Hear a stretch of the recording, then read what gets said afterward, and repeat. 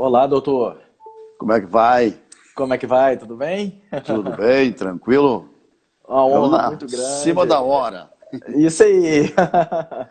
Doutor, primeiro eu gostaria de agradecer, né, a honra de ter aceitado o nosso convite, né? A gente É um vem prazer. desenvolvendo alguns trabalhos também. Nessa época de pandemia, uma época tão árdua, né? Em que o Pois é. operador, o operador de direito, ele se sente tão solitário, né? Se torna É verdade, isolado. mas essas tecnologias vieram ajudar, né? Graças a Deus. Que coisa boa, Facilita. né? Muito bom, graças a Deus mesmo, né? Isso, isso. Aí, em nome Então, do OAB de Nova Serrana, também da subseção, gostaria de agradecer, né, que está muito obrigado, é um nos prazer. auxiliando aqui também. Alguns colegas vão ingressar aqui com certeza. Ah, é um prazer, uma satisfação falar com vocês aí. Aí pertence a Minas, né? Isso, Minas Gerais. Minas Gerais, né? Pois é uma satisfação Exatamente. falar com os mineiros. Eu gosto muito de mineiro, gosto de Minas, de BH, tenho grandes amigos lá, participei em muitos eventos lá das entidades, Defensoria, Ministério Público, OAB, Sim, Universidade, enfim, tudo, né? sim, Então, sim. eu gosto muito de lá.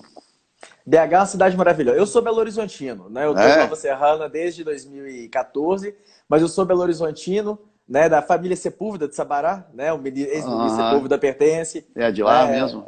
Sim, É sim. parente? Então, parente, É, eu até parente. imaginei que fosse parente, esse número não é tão comum assim, né? É verdade. Agora eu tenho muitos amigos, muitos colegas lá em BH, tenho muito prazer. Lá na década de 90, metade de 90, por aí, 2000, antes do início de 90. Aí muitos eventos, muitos congressos, né? Que Pessoas que já bacana. se foram, né? A universidade, Ministério Público, Defensoria. Então, hoje o Ministério Público está mais distante de mim, né? Eu sou muito crítico, né? Então Sim. eles não querem me ouvir, não. Mas o advogado hoje que não for crítico ao Ministério Público, em especial o advogado criminalista, né, doutor É, Bittencourt? é verdade. Complicado. Como que a gente não é crítico ao MP, né? Não É tem como complicado. fazer, né? Tudo bem, acho que é uma instituição extremamente importante, poderosa, né? Mas Sim, há alguns excessos, alguns exageros. Mas é normal, faz parte do Estado Democrático, a gente está aí para defender os interesses dos brasileiros, né? Na sim, verdade, sim. nós não defendemos os nossos interesses, defendemos os interesses da sociedade, Da né? sociedade. Os nossos, eu Perfeitamente. digo assim, os nossos é o AB se encarrega de nos proteger, né, dentro do possível. Sim, é E verdade. nós temos que defender o direito do cidadão, das É famílias verdade. que precisam do Verdade. advogado, né? Verdade, verdade. Uma profissão extremamente importante, relevante, né? Eu brinco, o advogado criminalista, ele está à frente, né? Não tem como. A gente está sempre à frente porque a gente está lidando com a segunda garantia mais importante do ser humano, que é a liberdade. É Né? verdade. Então, Em linha de frente, a gente tem que enfrentar. Temos muitas dificuldades pela frente, né? é verdade, é Mas verdade. vamos lá. Vamos Faz lá. parte disso aí, né? É isso aí. Nós ficamos de tratar hoje, ô professor, do pacote de crime.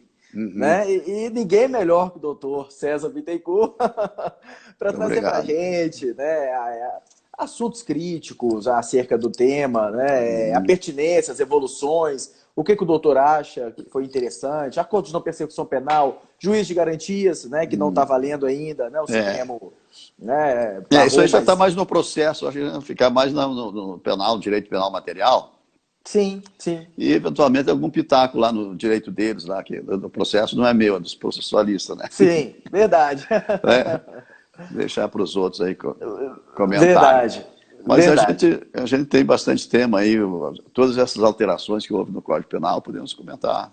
Vamos Tudo que lá, der tempo, vamos que lá, der tempo aí. vamos. Daí, tu pode fazer a parte faz tipo o jogral, tu questiona, traz essas questões desde a legítima defesa, enfim. Tu tens o Sim. material, te mandei, tu tens, né? As Não, alterações? não Não? peguei. Não, não. Ah, tá, tu Deixa. não tens a lei aí também na tua mão? Tá aqui comigo, tá aberto aqui comigo. Ó, então tá bom, pega a Vamos partir lá. daí do 25 ali. Vamos lá. Sabe Vamos por lá. quê? Deixa eu te dizer. Acontece que eu acho que fica mais interessante para quem está ouvindo, principalmente se tem estudante, né? Não Sim, tem muito sim. conhecimento. Contextualiza bem o assunto, Vamos né? lá. A gente vai compartimentadamente, eu tenho a impressão que fica mais didático para quem está Sim, ouvindo. perfeito. Senão a gente vai Perfeito. correndo, escorrendo, né? Então Não vamos vai. começar tratando da legítima defesa, correto? Isso. Então vamos lá. Artigo 25. Tem-se que a legítima defesa, né? Quem usando É, a moderadamente dos novidade, meios as inovações ali necessários. tem aquele parágrafo único, né? Sim. Observado os requisitos do caput desses artigos, deve-se também a legítima defesa, o agente de segurança pública que repele a agressão, o risco de agressão à vítima mantida refém durante a prática de crimes. Seria um acréscimo. Antes da gente começar, cumprimentar então todos os ouvintes, o pessoal que nos segue, e começa assim fazendo uma profissão de fé, né?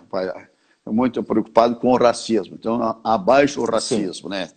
Não adianta não ser racista, é preciso ser contra-racista, contra o racismo, né? E a vida negra também importa. Sim, todas as vidas importam, né? Todas as vidas importam. Sim. E a gente tá preocupado demais com o que está acontecendo, o excesso, o exagero, o desrespeito, a violência, a discriminação assim, racial é absurda, né? Tem que dar um basta nisso. A gente precisa começar educando as próprias crianças, né? Desde pequenininho tem que se acostumar, saber da igualdade entre nós e trazer uma nova filosofia, uma nova educação. Assim.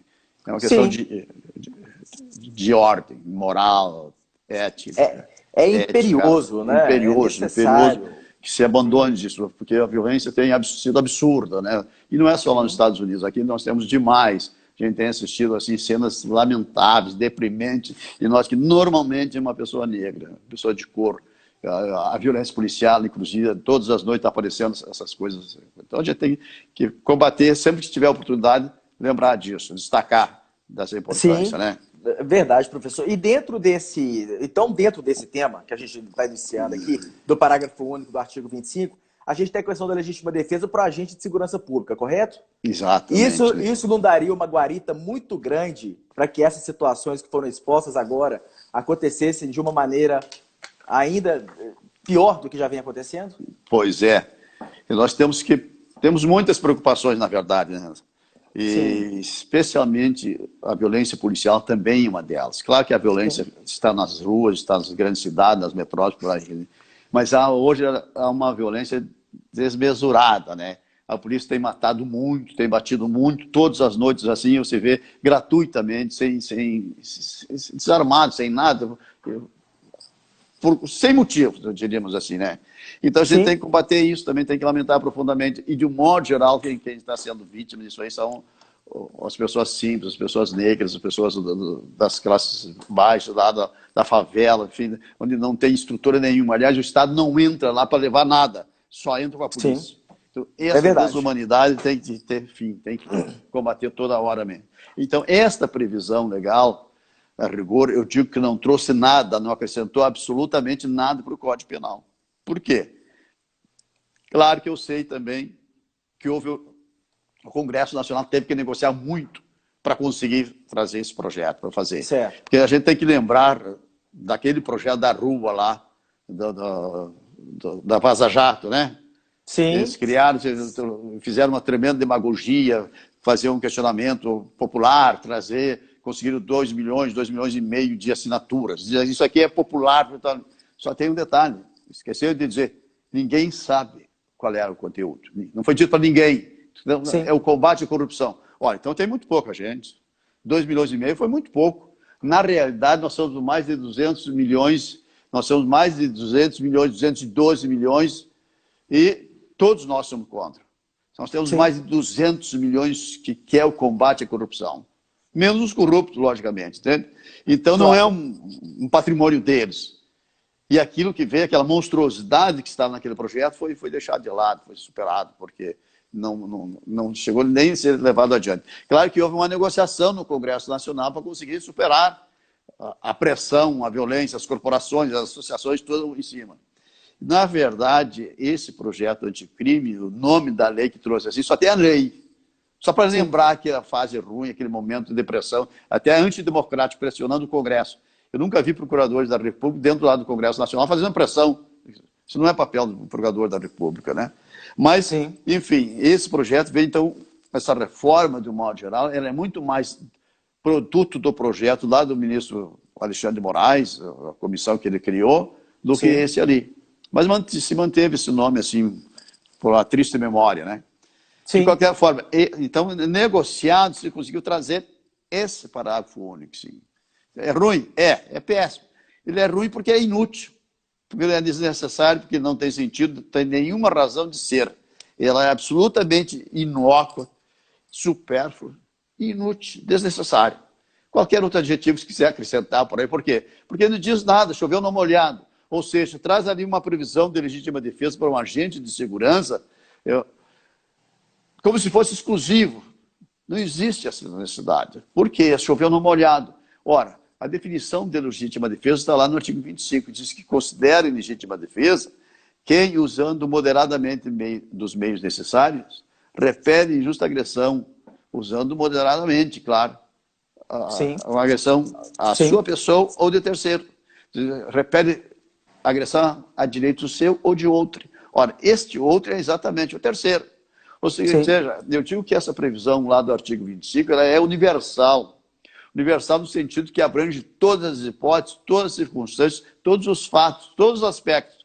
Isto é, não é a menor necessidade de ter uma outra previsão legal, ter uma outra disposição específica para determinado segmento, seja para esse, seja para aquele. Não tem nenhum setor preciso disso. Qualquer cidadão que praticar repelir uma agressão injusta, atual, iminente, pode ser direito seu, direito de terceiro, de qualquer pessoa. Eu vou mais longe. A gente tem legítima defesa, inclusive, dos animais, para proteger os animais. A questão basta você usar moderadamente os meios necessários. Esse é o limite. Então... É onde a gente entra naquela questão do excesso de legítima defesa, né, e da legítima defesa em si. Exatamente. Então, veja a superfluidade da sua previsão, a absoluta desnecessidade da sua previsão. Então, o que acontece? Lógico que foi uma negociação, então trouxeram, mas ela não tem nenhum sentido, nenhum significado em si mesmo. Na previsão absolutamente desnecessária, porque já está lá no caput do artigo 25, né? Então, perfeitamente. Não existe uma legítima defesa especial e uma genérica. Isso não tem o menor sentido. Sei que já ando falando em São Paulo, legítima defesa especial, legítima defesa genérica, etc. Não tem nada. Não existe nada disso. A legítima defesa é uma só. Ela só pode ser própria ou de terceiro. E essa própria de terceiro já estava no caput. Mas o problema, é que ela traz uma mensagem subliminar. Esse é o aspecto negativo dela. Então, ela não tem nada de positivo e tem um de negativo que não é real, que ela não tem essa necessidade, não tem essa finalidade, mas ela é subrepticiamente uma mensagem subliminar, no sentido de que o agente policial ele se sente, não, agora eu estou autorizado, já pode entrar matando. É legítima defesa. Então, esse lado negativo, esse é o ponto ruim dela. Porque o resto se passa em branco. Não tem o menor sentido, não precisa nem se preocupar com a previsão. Porque ele já está abrangendo, já está ali. Eu digo que a legítima defesa é o instituto jurídico melhor elaborado ao longo dos séculos, desde a antiguidade. Já havia legítima defesa. Então, os contornos dela que pode ter mudado aqui e ali, mas ela vem de acordo com a sociedade. Essa previsão que está no caput do artigo 25, nós podemos passar mais um século inteiro sem nenhuma necessidade de mexer nela. Né? Porque ela tem tudo. Perfeitamente. Então, ela é composta de todos os elementos objetivos na constituição do tipo penal permissivo da legítima defesa. Né? Mas não tem que ter o aspecto subjetivo? Tem que ter. Aí que está a questão. Mas eu dou um exemplo assim, mortal. Por exemplo, matar alguém, um homicídio, que é algo mais objetivo que isso? Agora, se não houver o elemento subjetivo, não tem sentido, né? Daí não tem, vai responder pelo homicídio. A mesma coisa na legítima defesa. Então, a subjetividade, o aspecto subjetivo da legítima defesa, está na conduta do agente, está na cabeça dele, na intenção, no sentido, na finalidade da ação que ele pratica. Se ele praticar, aproveitar, já vou me vingar, aproveitar. Acabou a legítima defesa. Ainda os aspectos objetivos estão presentes, o elemento subjetivo dele não tem. Então tem que praticar o ato com ânimos de defender-se, com ânimos de defender terceiro. Então esse elemento subjetivo não está descrito no tipo permissivo, está na construção, está na história, como tem na criminalização, tem na descriminalização. Né?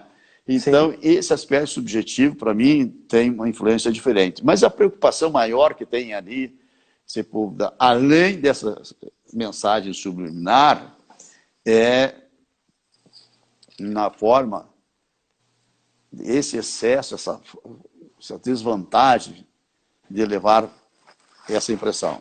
Por quê? Nós temos visto no dia a dia aí, os excessos, ultrapassando esses limites. Sim. Por quê? Por esse policial já se sentindo autorizado, ele comete, ele precisa de melhor instrução, ele precisa porque eles têm instrução, são bem instruídos, ou mal Sim. instruídos, mas são instruídos suficientemente para entender.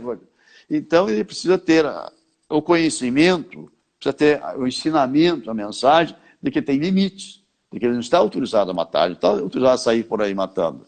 Que o problema deles, o problema das forças de segurança é exatamente o uso moderado, a moderação dos meios necessários. Eu lembro, cito assim também, teve no início do ano, acho que em janeiro, por ali, foi massacrado, tiroteado, um professor que estava retornando no final de tarde para casa e passando com um carrinho simples, não lembro qual é o carro, estava ele, a esposa, uma filhinha e a empregada. E 11 agentes da segurança, essa segurança pública, metralharam o cidadão. Sim. Foi mais de 80 tiros, foi noticiado no dia. Depois no Rio de Janeiro, isso. No Rio de Janeiro, chegava quase 200. Então, esse aspecto é altamente negativo. E tu veja assim, a maldade é porque saraivada de bala. Tinha uma pessoa passando por lá, depois você diz, mas a gente se equivocou, imaginou que era um outro carro que a gente estava perseguindo, ainda que fosse... justamente, não justifica. Não justifica. Então, esse é o sentido, esse é o problema, essa mensagem subliminar e o desconhecimento, a inconsciência, vamos dizer assim, da necessidade da moderação dos meios. Então, esse é o aspecto. Nesse caso, mesmo mais tarde, no mesmo dia, o comandante veio e disse, não, usaram moderadamente os meios necessários. Era legítimo, assim, porque eles estavam perseguindo um carro. Desde quando metralhar alguém desarmado, sem nada, com tantos tiros, assim, com armas de repetição, ainda que fosse alguém que estivesse perseguindo, que não estava atirando, não estava agredindo, estava indo embora. E ainda mais usar o termo moderadamente, né? Usar exatamente. Um absurdo. Esse é o questionamento. Esse é o questionamento grave, muito sério, né? Sim, então, sim. Teve uma hipótese que mostra como eles sabem agir. Teve um sequestro lá no Rio de Janeiro, na ponte Rio-Niterói, voltando de Niterói, tinha um sujeito parou um coletivo lá e ficou com uma pessoa com uma arma na cabeça, chamaram a polícia toda a negociar. Então veio a negociação, tem gente preparada. As polícias têm elementos altamente preparados, né? E daí fizeram a negociação, a exaustão, até que chegou um ponto que não dava mais, daí o comandante sinalizou para o sniper, deu um tiro, matou o cara. Então essa é uma demonstração positiva, altamente positivo. O que houve? Porque se buscou preservar vidas, preservar todas as vidas, inclusive do marginal. E é o que a sociedade tem que fazer, é isso que as forças de segurança têm que fazer. Então chegou a exaustão até o limite. Não, um tiro, matou o cara, acabou o negócio. Então, assim é certo como deve agir. Então, não há que se falar em excesso, né? Nesse caso, não há que se fazer em excesso, né? Então, por isso, nós temos essa preocupação nesse sentido. Porque agora, e tem um outro problema já há alguns anos, que com essas violências policiais, tem aparecido, a abordagem resistida, registro de ocorrência, né? Que, de um modo geral, sequer são denunciados, vão responder processo criminal. Agora, essa semana, esses dias aí, aconteceu em São Paulo várias vezes, 2 ou 3 na mesma noite, então parece que até prenderam um, expulsaram o outro, uma coisa assim. E é tão grande. Eu vi um número essa semana que o ano passado houve mais 9.800 assassinatos pelas forças públicas. Então imagina só o exagero disso, o absurdo disso. E dessa forma, saindo, batendo, como a gente viu nessa semana, é uma brutalidade assim, injustificável. É verdade que a polícia... Salvo engano, doutor, o ministro Fux, salvo engano não, tenho certeza, só não sei se foi o ministro Fux, ele proibiu, não foi isso, as operações que estavam acontecendo no estado do Rio de Janeiro durante a época de pandemia, porque eles estavam fazendo uso imoderado. Foi o Fachin. Foi o Fachin, desculpa. Foi o Fachin, né? Foi o Fachin, né? E assim mesmo andaram entrando ontem lá nas favelas, né? Ontem aí, exatamente porque tem um problema de pandemia, o pessoal tem que se cuidar, tem que ficar em casa, e de repente entram as forças públicas assim, detonando tudo. Então, eu acho que foi prudente, foi corajoso o Supremo Tribunal Federal, não que eles não possam entrar lá, não tem que fazer operações lá, evitar esse tipo de excesso, né? Então, esses cuidados que a gente precisa ter, porque é uma desumanidade. Não é criticar a polícia, não é ficar batendo em cima da polícia. O cidadão comum, Não tem muita noção disso. Enquanto ele não sente na pele, ele acha tudo bonito. Viu? Bom, tem que matar, tem que acabar, bandido morto. Mas quem diz que é bandido? Porque é preto? Porque e é outra pobre? coisa, se criou essa figura no Brasil, né, de maneira terrível, é horrendo o que está acontecendo, né, está se criando esse novo fascismo no país, né, então o preconceito está aumentando, né, o preconceito racial, o preconceito de gênero, né, e de várias outras espécies, e isso é extremamente lamentável. E essa onda de violência crescente, né, por agentes da segurança pública, eu acho que vem muito em virtude das orientações do próprio governo, né, o professor? E isso, infelizmente, verdade. é lamentável, né? O próprio governo vem incentivando isso. E aí são circunstâncias perigosas, que a gente tem que ter uma nova cultura, né? Tem que mudar esse sistema, mudar a concepção disso aí. Sim. Então, a gente precisa ter presente que pode acontecer com qualquer um. É para vigiar e proteger, né? Servir e proteger. E essa filosofia, essa finalidade está completamente distorcida. Então a gente tem que se preocupar com isso, sim. Só um questionamento para refletir. Verdade. Próximo assunto. Senão nós ficamos aprofundando muito e perdemos o tempo, né? Qual assunto, doutor, você acha mais perfeito? Fica à vontade. Eu estou aqui como mero... Tem o artigo 51 que faz uma alteração lá na a competência para executar a pena de multa. Certo, que seria um próximo assunto. Então, o que houve? Acontece que veio essa lei e alterou também o artigo 51 do Código Penal, que se refere à execução da pena de multa. Ou mais especificamente sobre a competência para executar a pena de multa. Né? Sim. E houve, a rigor, na minha concepção, não precisava mudar nada, porque eu sempre entendi que a competência para executar a pena de multa é o juiz da execução penal. Por quê? Sim. Ora, o que é pena de multa? É a pena mais branda das sanções criminais. Tem as outras alternativas também. Veja bem, o que acontece? Quem é que executa a sanção penal? O juiz das execuções. Sim. E o Código Penal, no artigo 31, já dizia isso. Normal. Sim. Mas o que acontece? Quando a reforma penal de 84, né? Quando o indivíduo não podia pagar, não tinha dinheiro para pagar, não podia pagar, sei lá, normalmente é pobre, é muito pobre. Sim. Então se convertia esse não pagamento da pena de multa em prisão.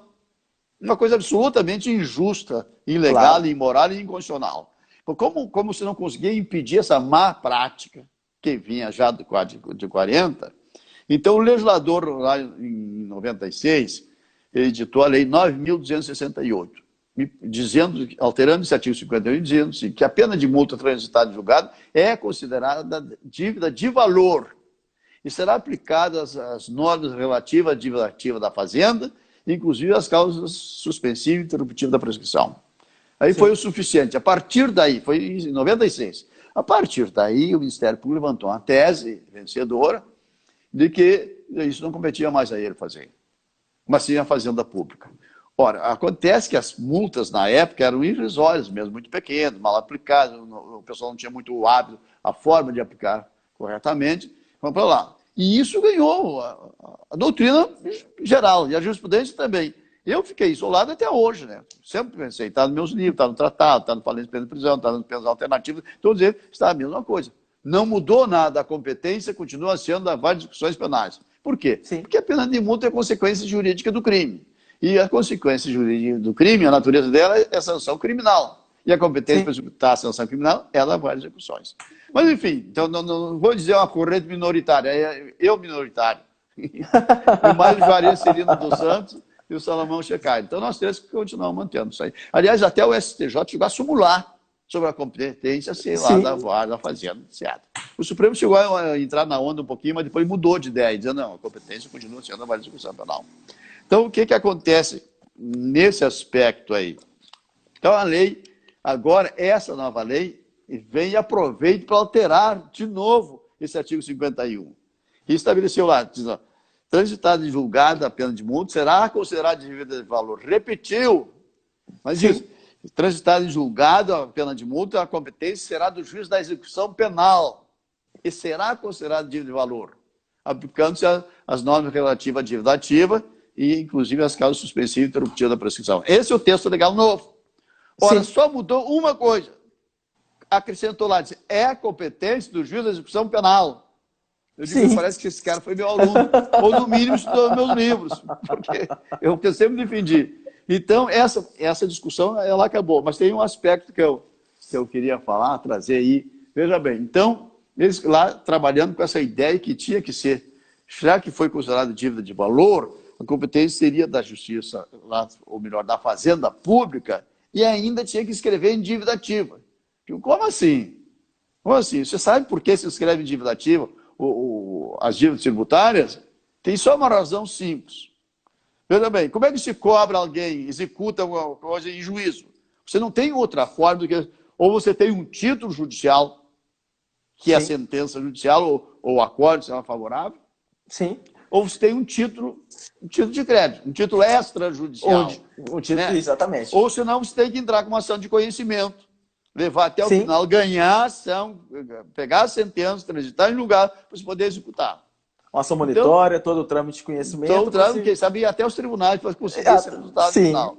Exatamente. Ou um título de crédito, um título extrajudicial. Extrajudicial. Né? Então, cheque, então, por que o sistema escreve débito tributário em dívida ativa? Por uma razão singela. É que ele precisa executar esse débito. E como é que ele vai executar? Ou ele tem uma sentença judicial ou ele tem um título extrajudicial. Então, inscrevendo em dívida ativa, ele pega a certidão de inscrição em dívida ativa. E esta certidão é um título extrajudicial. E ele executa. É só por isso. Não tem mais nada para isso.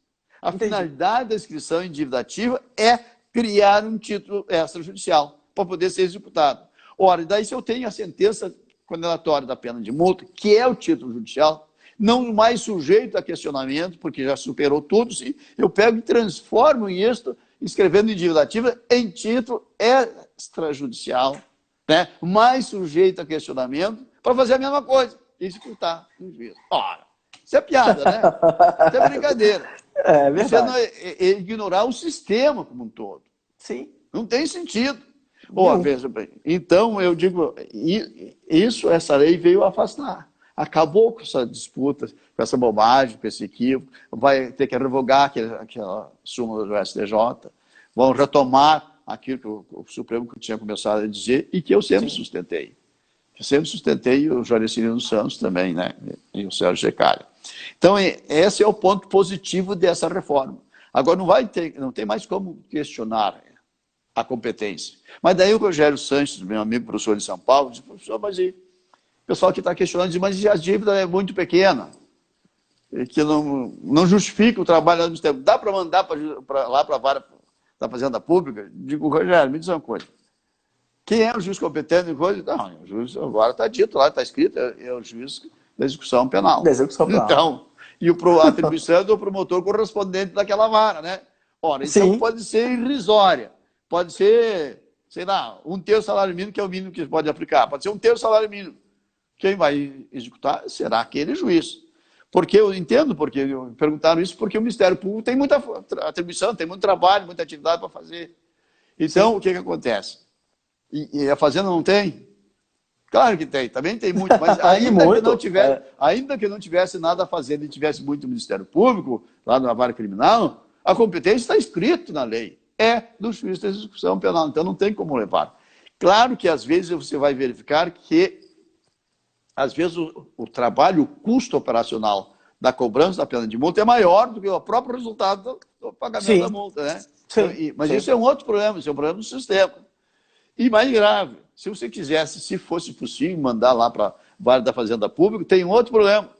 Lá ele só executa acima de 20 mil. Os tributos federais só podem, né, a partir disso. Então, teria mais esse problema. Então, esse aspecto, pelo menos,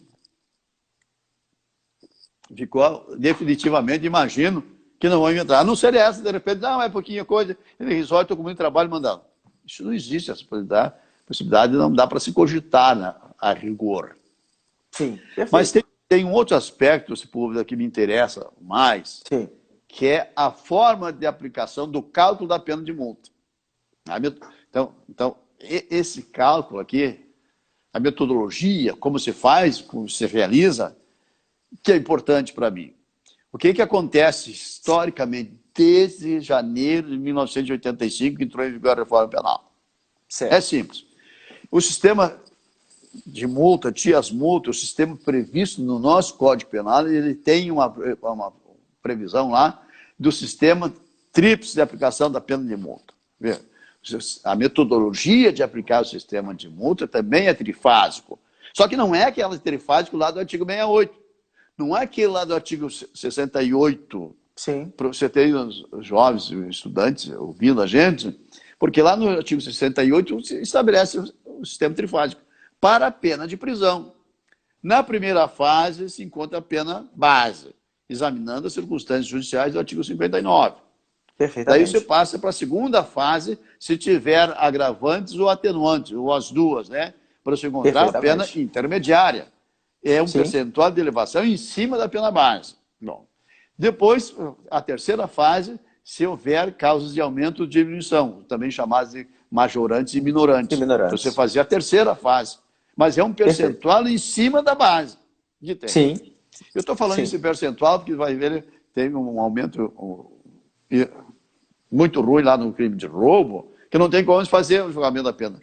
Quando for a utilização de armas de uso restrito ou proibido, né? Coisa sim. Que manda aplicar o dobro do CAPT na terceira fase. Ficou inaplicável. Mas nós não vamos conseguir falar sobre isso hoje. Né? Mas daí, então, esse é o sistema trifásico da pena de prisão. Sim. Nós estamos falando da pena de multa. Na pena de multa, você não tem agravantes e atenuantes para fazer a segunda fase, para aumentar ou diminuir. Não tem. Também não tem as majorantes e minorantes para fazer a terceira fase. Não tem. Certo. Como é que isso faz, então? Está no Código Penal, desde que foi publicado o Código. Está entre os artigos 49 e 52, 49 e 52 do Código, para você encontrar a quantidade de dias multas, entre 10 e 360. Depois eu vou explicar direitinho, eu vou dar o caminho, as três fases primeiro, depois eu repasso explicando cada uma. Pois bem, então você encontra a quantidade de dias multas lá nos artigos 49 e 52 do Código Penal. 49, no caput, diz a quantidade de dias multa, que é o mínimo de 10 e o máximo de 360 dias multa. Perfeitamente. Essa é a primeira fase que nós vamos examinar depois. Então, daí vem a segunda fase, que está no parágrafo 1º desse artigo 59. É para você estabelecer o valor de cada dia multa. Isso é na segunda fase do cálculo da pena de multa. Então, se encontra ali o valor de cada dia multa. Depois nós teremos, quando necessário, a terceira fase, que está previsto lá no artigo 60 do Código Penal, para você estabelecer a possibilidade, está no parágrafo 1º desse artigo também, de levar essa pena encontrada na segunda fase até o triplo. Até o triplo. Você percebeu que tem as três fases aí? Sim, perfeitamente. Perfeitamente, está no código, está batendo na cara da gente. Verdade. E interessante que nem os outros amigos meus também não escreveram aí sobre isso. Eu te confesso que eu estou aprendendo aqui agora. Pois olha, eu sei porque nos outros livros não tem. Não tem essas coisas, não foi visto. Então veja o seguinte. Agora vamos desdobrar e explicar o que constitui, como se faz cada fase. Então na primeira fase da aplicação da pena de multa, naquela quantidade de dias multa prevista no caput do artigo 49, o mínimo de 10 e o máximo de 360. Para encontrar a quantidade desses dias multa entre 10 e 360, o julgador, o aplicador da lei, no caso o juiz ou o tribunal, né, ele vai ter que examinar todos, além da gravidade do crime, porque não tem mais previsto em cada tipo penal a pena de tanto a tanto. Não. É fora, não existe mais, só diz pena de prisão de tanto a tanto e multa, quando é o caso. Não diz a quantidade de multa. Então, a quantidade de multa você vai encontrar nesse sistema aqui. Sim. Pois bem, né? Então, nesse primeiro sistema, para encontrar a quantidade de dias multas, vai ter que examinar, além da gravidade do crime, porque não tem mais em cada tipo penal, as circunstâncias judiciais, que são favoráveis e desfavoráveis. As agravantes e as atenuantes legais, se tiverem, compensar. É tudo na primeira fase. Até mesmo se tiver causa de aumento de diminuição. E aí, examinando essas circunstâncias todas, que seria o sistema triplo lá, você encontra só a quantidade de dias multa entre 10 e 360. Você escolhe, então, considerando essa circunstância, só. Bom, daí você passa para uma segunda fase. Na segunda fase. Que é o parágrafo primeiro. Que é o parágrafo primeiro. Daí você vai encontrar o valor do dia multa. Ele considera o dia. É mensal, sim, por mês. Bom, o que acontece? Então, para examinar o valor do dia multa, você esquece aquela primeira fase. Não importa se o cara é bom, se o cara é mau, nada disso importa se o crime é grave ou deixou de ser grave. Não. Você vai examinar o poder aquisitivo dele. Poder econômico. Qual é a capacidade que ele tem para pagar sem prejudicar a família. Então, você vai dar uma olhada, vai dar uma examinada nessa circunstância para encontrar o valor do dia multa. Né? Sim. Então, veja, não tem nada a ver com a gravidade lá do crime, porque você já examinou lá. Claro que, de qualquer forma, tem um rescaldo da gravidade que você tem que saber. Bom, mas como não tem lá no tipo penal, eu preciso ter aqui também essa consideração da quantidade do dia de multa e aqui da capacidade de pagamento, que ele pode você estabelecer, não importa os dias que pegou, o valor do dia multa, que é sim, um mínimo de 1,30 avos, está lá nesse parágrafo primeiro, sim, 1,30 avos, até 5 salários mínimos. 5 vezes o salário mínimo. O dia multa. Cada dia multa valeria de 1,30 avos a 5 salários mínimos. O que acontece? Como tem que ser um mínimo de 10 dias, que é a menor quantidade de dias multa, então a menor pena de multa terá que ser no mínimo 1/3 do salário mínimo. Sim. Mas tem muita gente que não ganha salário nenhum.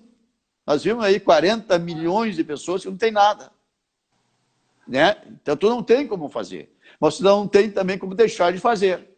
Então, você vai botar a pena mínima, 10 dias, 1,30 avos, dá 1/3 do salário mínimo. E o cara não vai pagar, não tem para comer. Mas essa sim, verdade. É o sistema. Mais justo. Então, repetindo, não importa os dias, a quantidade de dias, agora só o valor do dia multa. Daí, perfeito, acaba essa segunda fase. Tem a terceira fase. O pode ter a terceira fase, como lá no crime, a pena de prisão também pode ou não ter a terceira fase, até a previsão do caminho. Agora, nessa terceira fase, você verifica... Artigo 60. Do artigo 60 agora, né? Artigo 60 agora. Artigo 60. Viu? Então, daí, como já tem a quantidade de dias multa, o valor de cada dia multa, você diz, mas esse crime aqui é mediano, sim, ou é grave, ou é pouco grave, mas tem um detalhe. Esse cidadão aqui pode pagar mais. Isso é muito pouco para ele. Esse valor atribuído ali, possível ali, que eu apliquei, ele é insuficiente. Então, daí eles têm a possibilidade de levar até o triplo. Até o triplo. Então, veja bem, abstratamente considerando, nós temos uma pena de até 360 dias. Né? Sim. Só. E não 1.000 dias, 1.500 dias que os caras têm aplicado às vezes lá. Porque faz o cálculo errado. E muito errado. E muito. A lei não prevê isso. Então, o dia é de 10 a 360, pelo menos foi o Código Penal. Eventualmente, uma ou outra lei pode ter uma previsão um pouco diferente. Mas veja bem, daí eu faço o cálculo, segunda fase, do valor do dia multa. E depois você ainda tem a possibilidade de eu achar, eu acho que esse cara precisava mais valor. Você aplica um pouco mais em cima. Então, pode triplicar. Abstratamente, pode chegar até 5 salários mínimos por dia. Em 360 dias. Então, dá uma Babilônia de dinheiro. E muito. Então, vamos examinar concretamente agora. Então, vamos examinar que na primeira fase, eu examinando coisas, verifico uma gravidade média do crime, não é uma coisa absurda, é um crime bem razoável, pena lá de 4, 5 anos, por aí, sei lá, 6, 7, 8 anos. Então, mais ou menos isso aí. A quantidade são 100 dias multa. Vamos um número exato para facilitar o cálculo. Vamos aplicar 100 dias multa para eles. 100 dias multa. 100 dias multa. Bom, pela mediana da infração penal, vem ali e diz, puxa vida, vou aplicar agora a pena do dia multa. Segunda fase. Certo. O primeiro, 49, vamos lá. Segunda fase. Bom, esse cidadão aí é bem razoável de vida, tem um bom emprego, tá? Mas vamos colocar um salário mínimo por dia multa. Bom, então aplica 100 dias multa e um salário mínimo de dia multa, quando dá? Um salário, são 100 salários. 100 salários. Dá mais de 100 mil reais. Dá mais de 100 mil reais. Vai dar 1.040 vezes 100. 1.450. Vai dar... Isso. 1.450. 1.450. Pois é, veja, é uma boa pena, né? É uma boa. E bem boa, né? Bem boa. Boa para quem está aplicado, né? Na verdade, dá 104.500, né? 104.500, eu acho que é. 104.500. Por causa, nós tiramos aquele zero dali, nós né? tiramos o zero. Tentamos beneficiar. Bom, 104.500. Bom, agora vocês, puxa vida. De repente, eu estava sabendo, pô, mas tem um detalhe. Para esse cara, eu preciso aplicar mal, né, mundo? Eu posso até triplicar, a terceira fase. Então, você faz a terceira fase, que você pode aumentar 50%, você pode até dobrar. Hoje, não, mas tem mais, você pode até triplicar. Então, esses 100 dias, multa, de um salário mínimo aí, pode multiplicar por 3. Então, ele pode dar 300 salários mínimos. Pode dar 300 e poucos mil, 4 mil, 3, 4, 12, 35 mil, 313.500 reais. 313.500 reais. Eu sou bom de matemática, né? 313.500 reais. Veja assim, então tem uma multa. Sabe, não pode aplicar 15 salários mínimos? Não. Por quê? Porque isso é o abstrato. É o abstrato. Sim. Então você faz escalonadamente, como faz lá na dosimetria da pena. Você pega e diz, eu queria aplicar 8 anos nesse roubo aqui, mas no começo de lá, e não conseguiu chegar. Não, pode sim. Agora, como é que, por exemplo, vamos fazer um outro exemplo. Então, esse cidadão tem ali, ele é muito rico. Eu aplico 100 dias, porque eu não posso aplicar mais, porque não é, a gravidade do crime não me permite ali. Sim. Mas eu vou aplicar, o máximo que eu posso aplicar direto é 5 salários mínimos. Vou aplicar 5 salários mínimos para ele, então tá. É o máximo. Então você já tem ali 5.225 vezes 100. Não. Vai dar 522 mil. Não. Aplicou 100 dias multa. E você aplica 5 salários mínimos no dia multa, dá 500. Sim. 500, né? 500 salários mínimos, João. Agora, bom, esse cara aí eu preciso aplicar mais. A gravidade do crime não é tanto, mas para ele é pouco. E você pode levar o triplo. Bom, aí aparece os 15 salários mínimos por dia, né? Daí, sim. Veja, então, tem um caminho certo previsto da lei que se pode fazer, pode realizar. Agora, lembrando, doutor, que de qualquer forma os valores são altíssimos, né? São altos. São valores muito altos. Viu? Mas veja que são altos, mas são legais. Sim, são previstos dentro da legislação. Isso que você deve considerar, né? Então, esse aspecto a gente não pode perder de vista, a legalidade. Então, eu não posso inventar lá 100, 500, 1.000 dias mútuo. Isso não existe. O limite máximo é 360. Sim. Esse é o 360. E o que pode ser multiplicado, você aplica o valor de dia multa, é de 1 a 5 salários mínimos. O dia multa. Sim. Porque você não fala mais na quantidade de dias, é aquele dia. Bom, aí agora, o que você pode triplicar é o valor do dia multa. E não a quantidade de dias multa. Não a quantidade isso não tem previsão, né? Então, sim, por isso que a gente pode fazer dessa forma aí. Mas eu vou dar que eu aprendi essa matéria hoje, desconhecia. Não. Ai. Depois nós temos o artigo 75, né? Vamos lá. O artigo 75, lá do Código Penal, que prevê o limite de tempo que pode cumprir pena. Era 30 anos.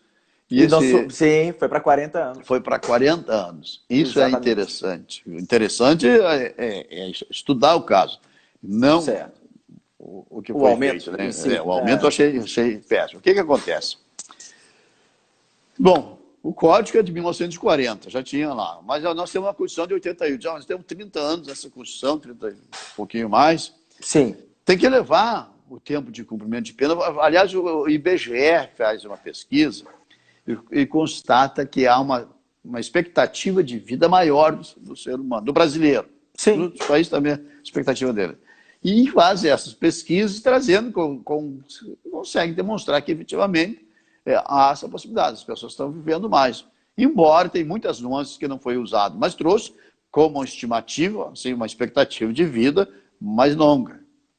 Sim. Teria que ser lugares, verificar setores de influência, etc. Mas, em geral, vive mais, pode viver mais. Daí diz, bom, já que o Brasil, sou legislador, depois que tem cidades, assim, porque o punitivismo é inato no brasileiro, você nasce punitivista, né? Você nasce querendo todo mundo.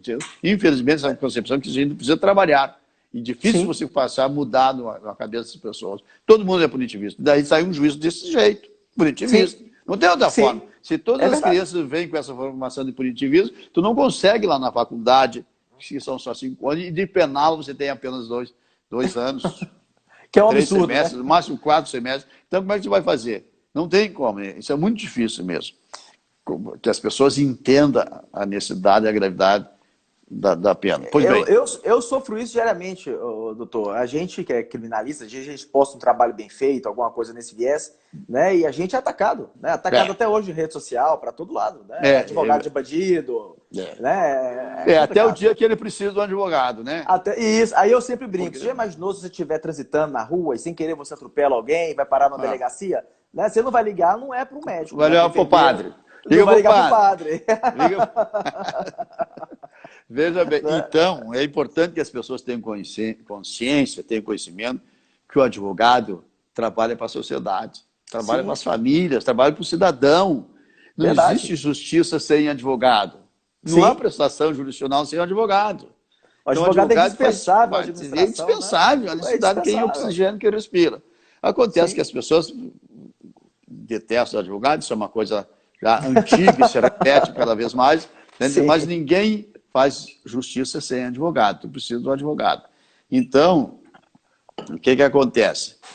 Tem essa concepção equivocada aí. Essa elevação para 40 anos, então, nessa perspectiva, é uma perspectiva absolutamente equivocada. É só uma estimativa que pode não se confirmar.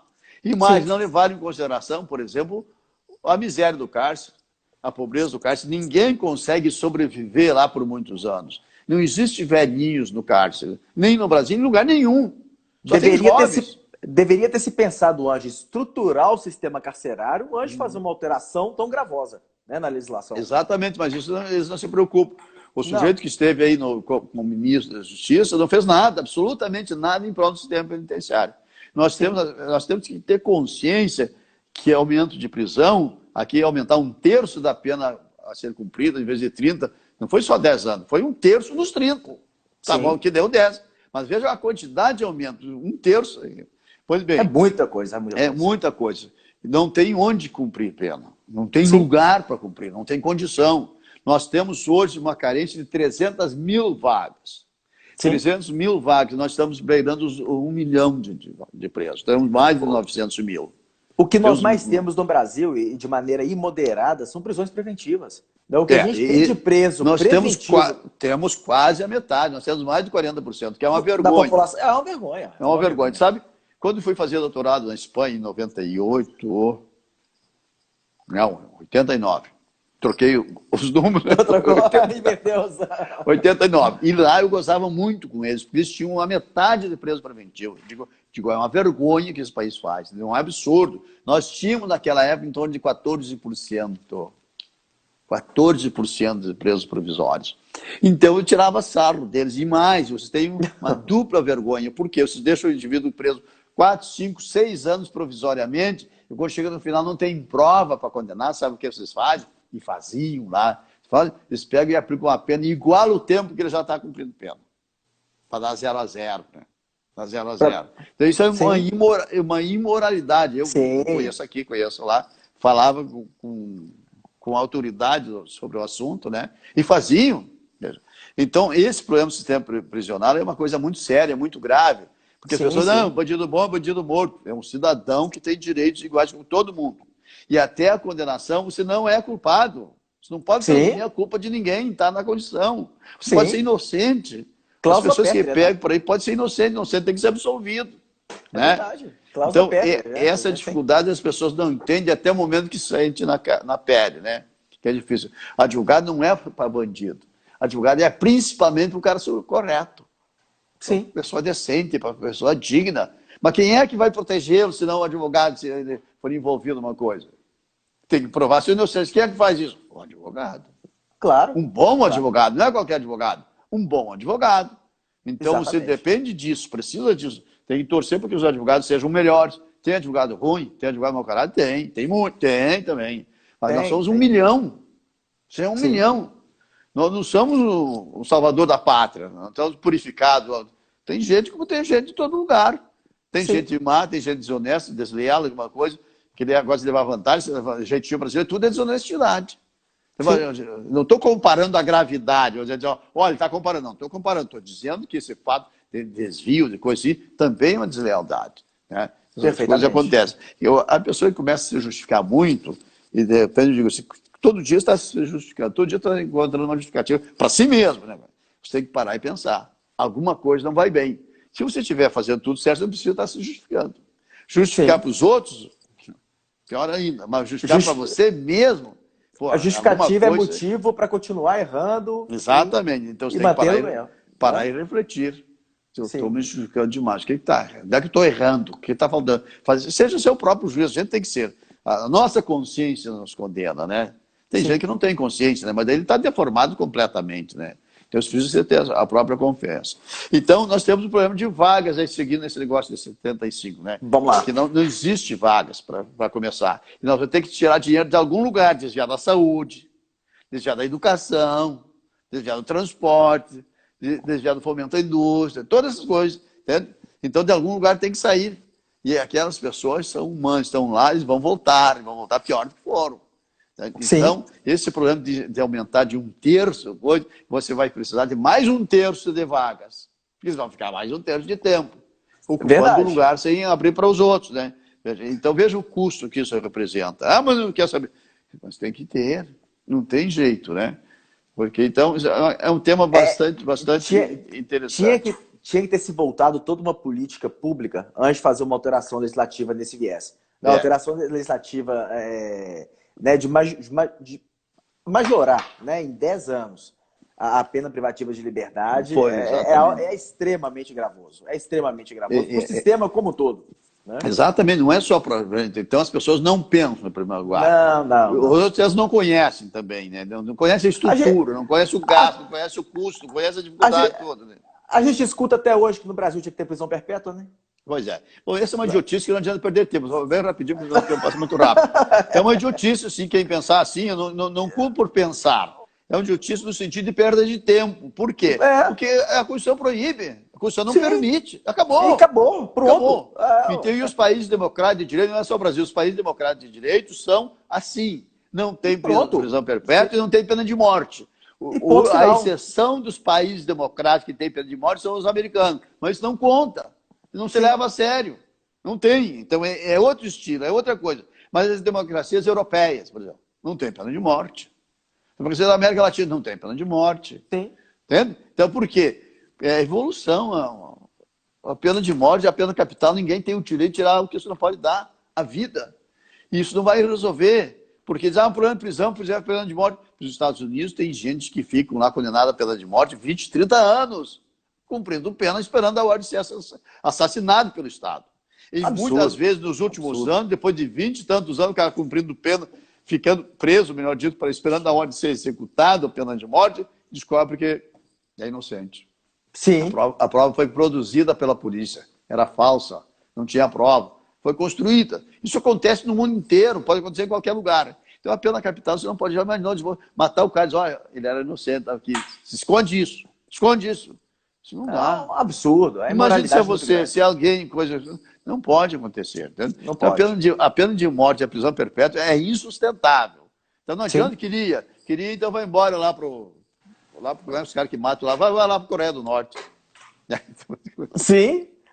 Que é pena de morte, vai para lá. Pensando nisso, o pessoal, muitos jovens, coitados, que vão lá para a Indonésia, porque eles lá por lá tem pena de morte de droga. Sim, quantos brasileiros? Depois veio o drama familiar, todo mundo. Mas é a lei, amigo. Você não se informou por que foi, que é pena de morte? E lá a pena de morte é rápida, né? Lá o cara, lá com 6 meses, eles executam o cara. Rapidinho. Então imagina quando justiça sem coisa. Então isso não é normal, isso não é país democrático, não pode fazer. Então tu tem que ter direito à defesa, em primeiro lugar. Sim, defesa bem feita, por um bom advogado. Tu tem que ter tempo para isso, para acontecer. Você não pode executar a vida e matar alguém e acabou. Quantas vezes, aqui mesmo no Brasil também acontece, da injustiça da pessoa ser inocente está sendo presa. Coisa. E lá nos Estados Unidos, nos últimos anos, tem acontecido muita gente sendo encontrada, depois verificar que não caberia. Mas esse negócio desses 40 anos, para mostrar uma coisa, tem duas coisas. Em primeiro lugar, é a rapidez das transformações. No dia, por exemplo, ano passado a gente poderia estar conversando assim? Não. Há 10 anos a gente tinha essa tecnologia que tem hoje, nada. Absolutamente nada. Tinha o celular. Né? Verdade. Então, a velocidade das transformações, você imagina, um sujeito ficar 10 anos fora da sociedade e fala assim, ué, me soltaram na rua, onde é que é? É outro planeta? É completamente diferente, tecnologicamente. Então, assim, eu conto uma história, eu li esses tempos, eu não lembro o nome do autor, eu li um livro sobre a Segunda Guerra Mundial. Então, nessas batalhas lá, você perdeu um soldado japonês. Se perdeu na mata. E foi dado como morto, eles não sabiam que tinha perdido. Assim, 30 anos depois, encontra o soldado na mata. Ainda. Né? Quanto que é? Né?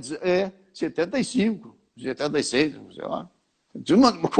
E a guerra, nós perdemos a guerra. Quando chega e desce em Tóquio, ele diz, desculpa, a gente não perdeu a guerra? Então, o Japão, em 30 anos, pelo amor de Deus, a recuperação, o crescimento, né? Sim, e hoje claro. É assim. Naquela época não era praticamente nada. Então, 30 anos houve, efetivamente, principalmente para os japoneses, né? Mas hoje em dia é muito mais rápido a transformação. Sim, então, essa velocidade da transformação na sociedade, na evolução dos acontecimentos, tudo, deveria reduzir a pena. Então, eu acho que essa pena deveria ser reduzida num terço, em vez de 30 para 20. Até porque ninguém sobrevive mais que isso numa penitenciária. Não tem como. A desumanidade, a violência sexual, contagiosa, tudo, a tortura, todas essas questões. A desumanidade é brutal. Coisa. Então, dessa época agora de pandemia, o que eu tenho de preso preventivo, não eu, mas eu acredito que todo advogado criminalista, o que a gente tem de preso preventivo, que tem realmente problema de saúde constatado com laudo confeccionado pela própria unidade prisional, né? Ou até mesmo aqueles que já foram condenados. Você vai no juízo, seja na justiça comum ou no juízo da execução, pede a liberação, o juiz está indeferindo. Está indeferindo e mandando recorrer. Né? É uma coisa absurda. É um absurdo, apesar da orientação do CNJ, né? A recomendação recomendando que não decrete, que libere, que dê condição, que não decrete prisão preventiva se não for absolutamente desnecessário, que tenha crime violento, que tenha segurança, que tenha risco. E nada disso, Luciano. Alegam que é uma mera recomendação. É absurdo, é absurdo. A desumanidade toda, é muito desumanidade, grande. Não tem noção dessa coisa aí. É muito complicado. Então, por isso, com essa transformação tão rápida, tão veloz, eu recomendaria então, que fosse a redução. Mas o que importa para o estudante, porque tá aí tem uma coisa fundamental. Isso aí é um discurso, é um argumento para uma questão dissertativa, para quem vai fazer o concurso, poder argumentar. Pois bem, agora é lei. Então, a lei tem que ser aplicada e será aplicada. A questão é, desde quando? A partir de fatos praticados a partir da entrada em vigor dessa lei. Não pode retroagir. Os processos que estão em andamento, que aconteceram, os fatos que aconteceram um dia antes, no último dia mesmo, não pode. O prazo é diferente. Por quê? Porque uma lei mais grave, ela só virge dali para frente. Os fatos praticados a partir dali, e não se o processo de andamento, que vão começar agora, que já começaram, que estão vindo, ou o sujeito que pratica no último dia, não. Só. Por quê? Porque a lei penal mais grave nunca retroage. Só pode retroagir a lei mais benéfica, né? Para fazer coisa aí. Mas está esgotando nosso tempo aí, viu? Está esgotando. Professor, é uma honra, né? Eu pensei o seguinte, eu vou aprender, né? Hoje eu vou escutar, hoje eu não vou falar nada, hoje eu vou ficar por conta de aprender, porque primeiro eu gostaria de agradecer muito a cordialidade, né? Educação desde o primeiro contato. Prazer muito grande o doutor ter aceitado o convite. Né? Se o doutor quiser continuar no tema, a gente continuar na próxima semana, uma live, vai ser um prazer muito grande, uma honra muito grande mesmo. Agradecer a todos que participaram. Muito obrigado. Na verdade, essa é a minha 26ª live. Que coisa boa. Mas então, eu vou assistindo e vou aprendendo. Não tem problema. Vamos fazendo, vamos andando aí. E o tempo é muito curto, né? Eu agradeço o pessoal que nos acompanhou, que nos ouviu aí, vi pessoas conhecidas assim com carinho, né? Então, uma satisfação. Quem sabe em outra oportunidade, um dia a gente pode conversar de novo. Vai ser um prazer, doutor. Muito obrigado. Grande prazer, grande satisfação. Até mais. Tchau, tchau. Até mais.